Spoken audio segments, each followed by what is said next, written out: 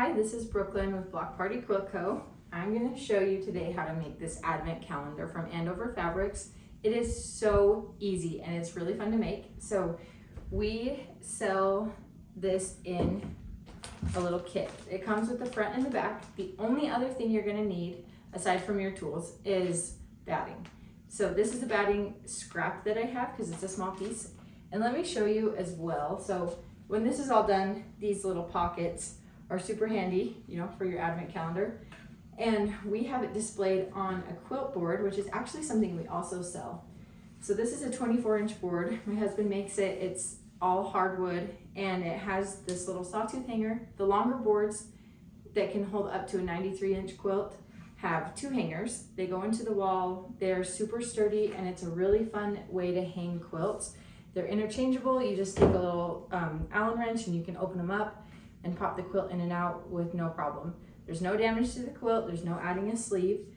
So this is the easiest way to hang up your quilts and your advent calendar. So we're gonna set that to the side and I'm gonna show you how this looks when it comes in the package.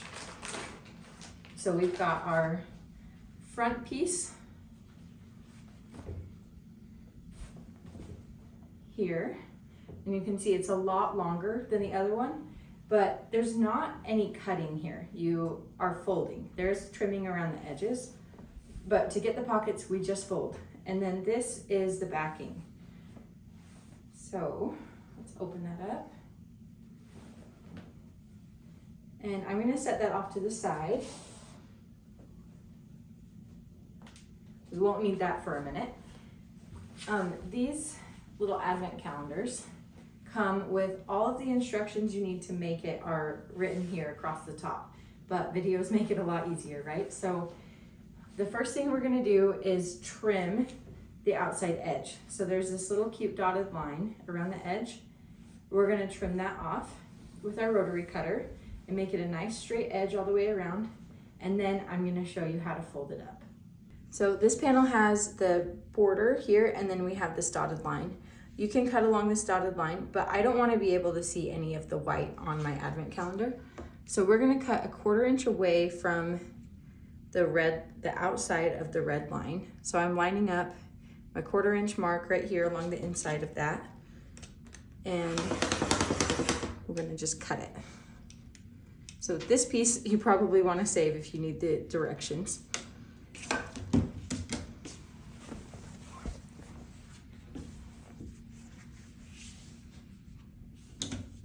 And we're just going to go around the whole thing, cutting it a 1/4 inch away from that red line.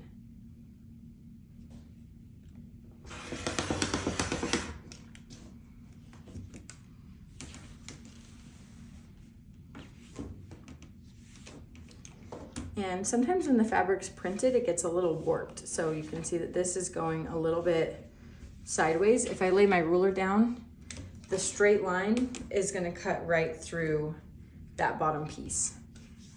To adjust for that, we're gonna work with it a little bit when we're ironing, but while we're cutting, just cut it in shorter sections. Don't run the whole ruler length along the edge, and we'll fix that when we're ironing. So we'll just cut to here, and then readjust.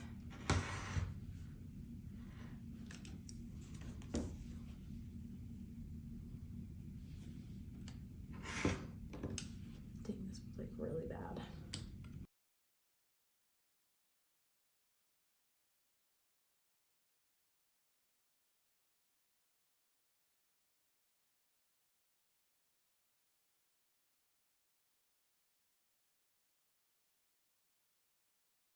So now that it's neatly trimmed, we're gonna take it and just press over where it got wrinkled and creased from when it was packed up in the bag. And we're gonna be ironing this quite a lot, so it doesn't have to be perfect. We're just gonna make those initial wrinkles go away so we can work with this. And you can see in this, where we cut off only the 1/4 inch, we still need to be able to see these little arrows. So make sure you don't cut those off when you're trimming. Okay, and then we have our panel had this little sideways thing going on, and that's fine. That's just, you know, how fabric is sometimes. So to adjust for it, I'm gonna spray this with water. Normally I don't use water when I'm quilting because it can stretch the fabric, but right now we're trying to stretch the fabric. So we sprayed it with water, and then I'm pulling the grain so that it is now straight and lined up with the rows above it. It's a really simple fix, really easy to manage.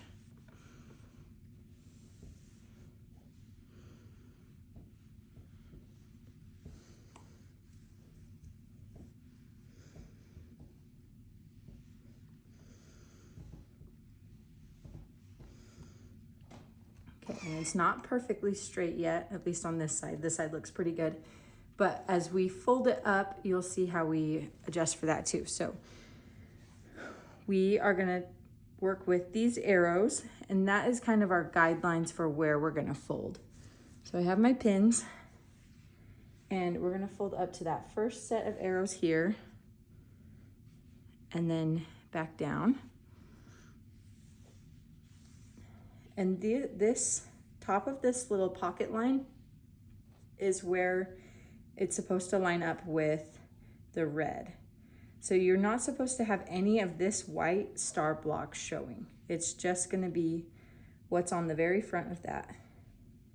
And where this one had all that curviness going on, we're gonna make sure that these corners match perfectly. And I'm just gonna place the pins. And like I said before, this project feels like it's mostly ironing, not sewing. It's also a lot of pinning, which it makes it really easy, but it's just maybe a little different than what you're used to if you're a quilter.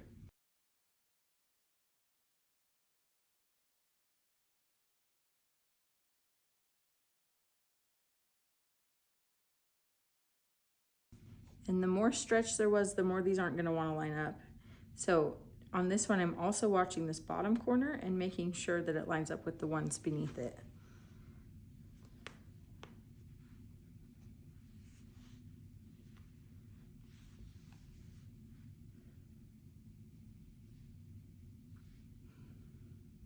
And you can see this is really far off on this side still, even after all the pressing and stuff we've done.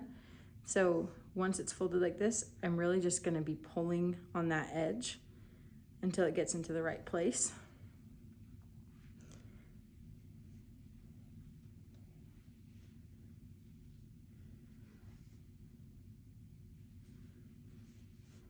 And then we have our first row all pinned down. So we're gonna use this iron and we're gonna press along that fold.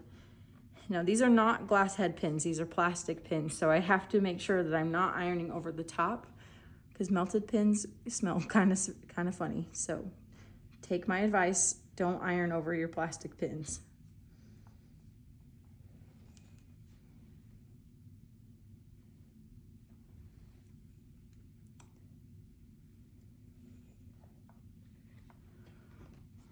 All right, so that was the hardest row to do because we had to accommodate for the stretching. But we are gonna go ahead and fold up all of these and then take it to the sewing machine.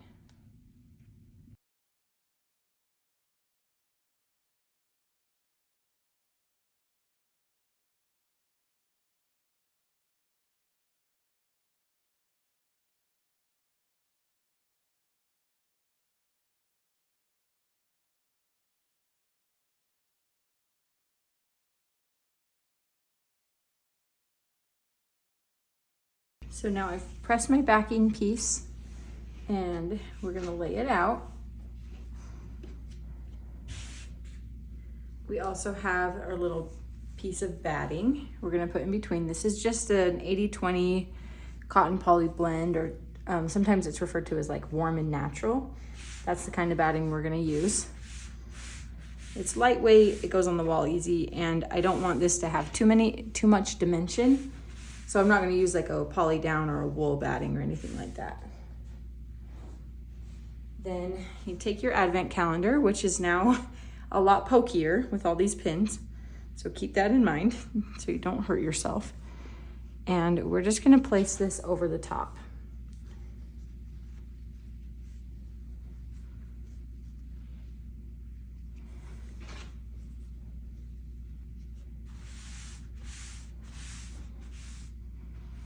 So I have it doesn't have to be precisely centered, but I have it pretty much centered. I'm actually gonna bring it down a little bit on the fabric. You have a lot of extra backing fabric on this, so put it where you need to and give yourself the room that you need.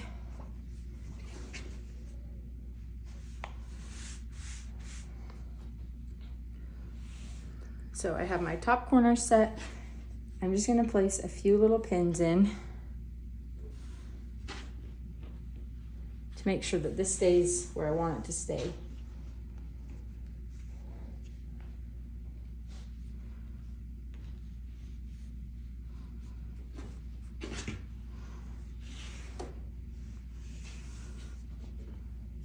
And then this bottom, we're still kind of working out some of the kinks with how this bottom piece was a little warped. So overall it looks pretty good, but when you get down here right on the edges, you can see that it's still a little turned. So let's make sure we tug that and that we pin this in place where it should be sewn.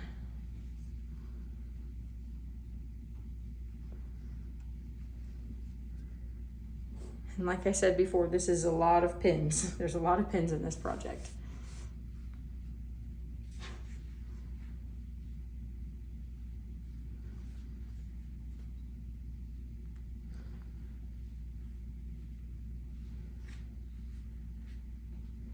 And even though these pockets are all pinned down pretty well, I'm just gonna add a few more larger ones to pin through all of the layers of the little, I guess we couldn't call it a quilt sandwich because it's not a quilt, but an advent calendar sandwich sounds kind of weird. So through our little quilt sandwich.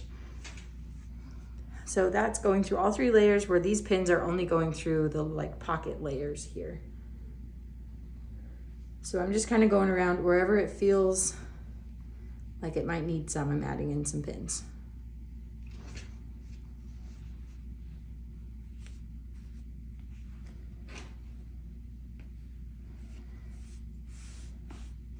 And then this is where you can get really fancy. So the instructions say to just take your thread and sew down these lines, and that will give you the pockets and everything that you need. And I think that's what I'm gonna do on this one. But for the one that I made previously, you can see there's no thread in between here.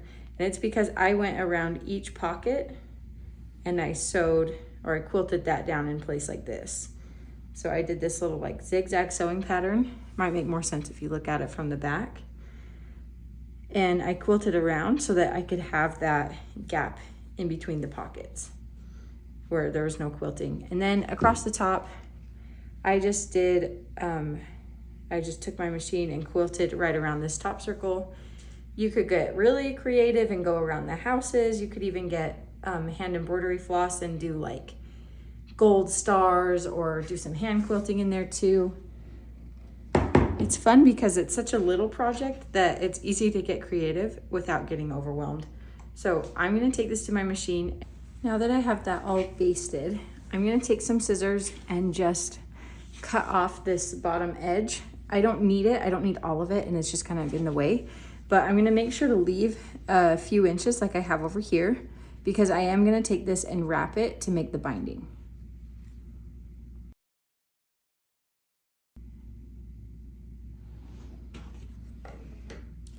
Now I'm gonna take my advent calendar and I'm just gonna stitch down in straight lines here, and then to make it look coordinated, I'm gonna do straight lines across this way too. And then like I did on the other one, I'm probably just gonna outline this top circle to give it more of a finished look. And I have a walking foot on, and I have a light cream colored thread. I would recommend either doing the cream color or red if you wanted it to blend in with these spots down here.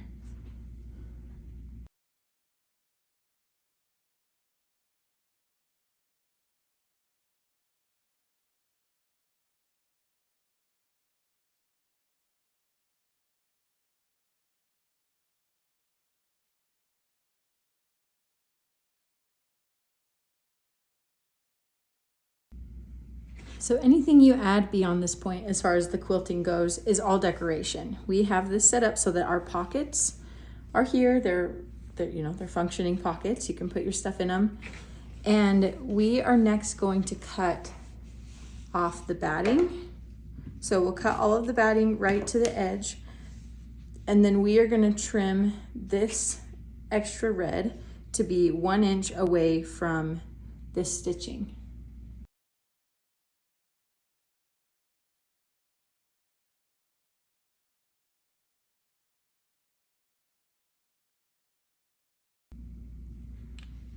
Now I said 1 inch, I meant 1 inch and a quarter. So I'm lining up my 1 1/4 mark on my ruler with the stitches that we put in on the first stitching that we did. So it's right in between the red and white on the fabric.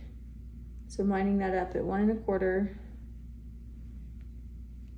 and just trimming away any excess.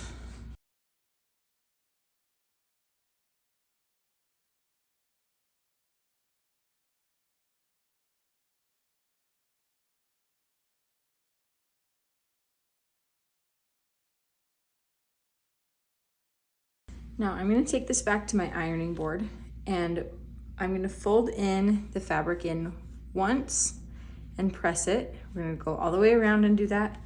And then once it's folded in once and pressed, we're going to do it again and press it in. So now I've pressed this down and I've pressed it this way too. It's harder to see the second part because it kind of folds itself back. But we're just going to take this and place a few pins going all the way around the border. And make sure that the binding covers up the white outside edge.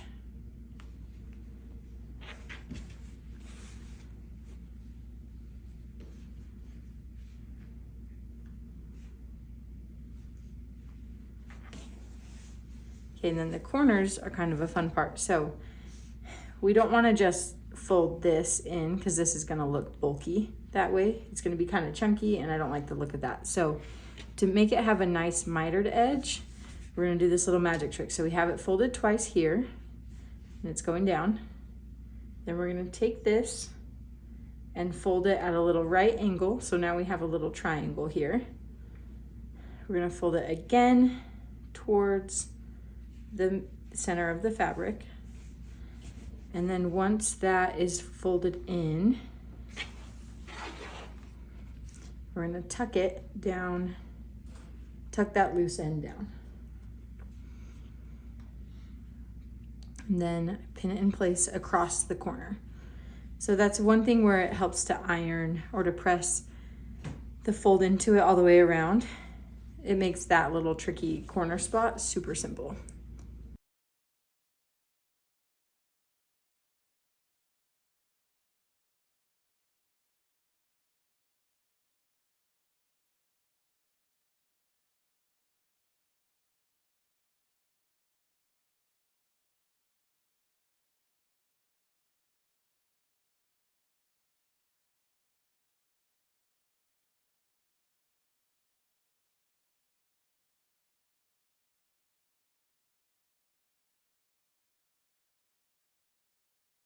Now that this is all pinned, I'm going to take it onto my machine and I'm just going to do a straight stitch right next to the fold of this binding, making sure that it's tucked down all the way.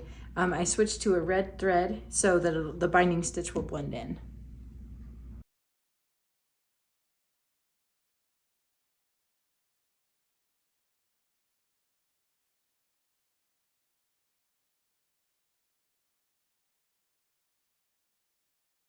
So now this is all bound. It's nice and neat. It's ready to hang and to display for your Christmas season. If you have any Advent calendar traditions in your family, I'd love to see them. We've never done it before, but we are going to start this year. So I'd love to see if you do candy or treats or whatever you do in your Advent calendars. So make sure to leave comments below and like and subscribe to our channel so that you never miss another video.